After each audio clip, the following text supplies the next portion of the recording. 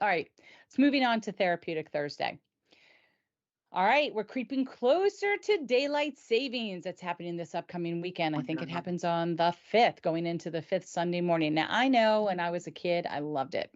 I loved being out in a nightclub and it's 1:30 in the morning, and then you realize, oh, it's daylight savings.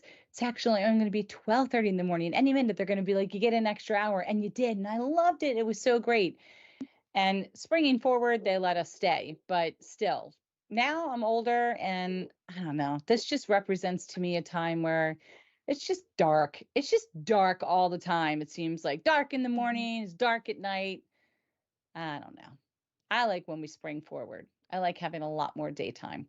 But that leads Right. us to that there's a lot of people that get affected from this from a mood perspective, and that's called seasonal affective disorder.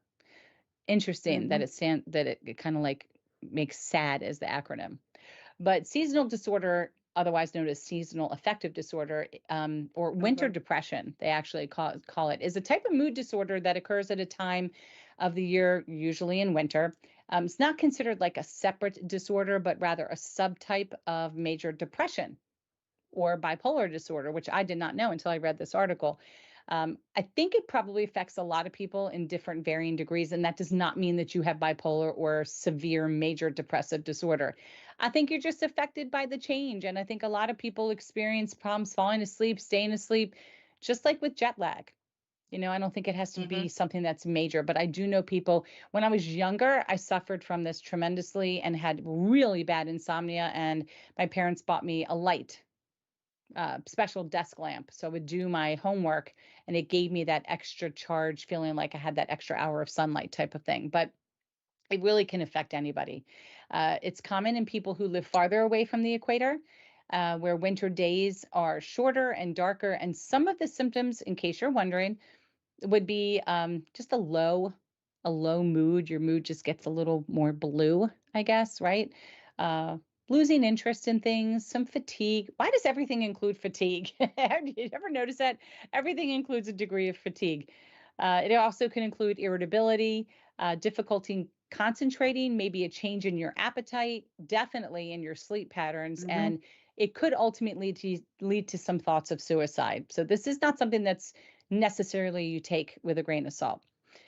Seasonal disorder can actually be treated, as I mentioned, with light therapy. It can be treated with medication, psychotherapy, maybe a combination of all of the above. And light therapy actually involves exposure to a bright artificial light.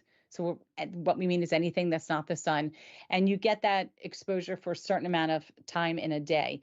And they like to do it typically in the morning because then it like adds that extra hour of sunlight feel to your day. It actually helps better regulate the body's circadian rhythm and helps you boost the production of serotonin, which is a neurotransmitter that affects your mood. Medications could be antidepressant, a mood stabilizer, depending on the type and the severity of this disorder. But psychotherapy can actually help people cope with the negative thoughts that might come along with this, the feelings that you're having, and help you learn strategies to help um, manage your stress and to help improve your overall well being. So, seasonal Mhm. disorder, not a sign of weakness. It's not a sign of laziness. It's real. It's a serious condition. It can affect anybody. And I think it explains why I've been falling asleep and taking really long naps every day as we've gotten closer to this week. Now that I'm reading this, I'm starting to think about this. I mean, my naps are like, they're not like quick 20 minutes right now. They're like full blown. Like I get home and I'm like, I have to be sleeping right now for about like 2.5 hours. It's been really, really rough. But if you think you might be suffering from seasonal affective disorder, just talk to your physician, talk to a therapist, let them know there are options available to help you. And again, as we always say, you should never have to suffer from anything like that. So just get it checked out.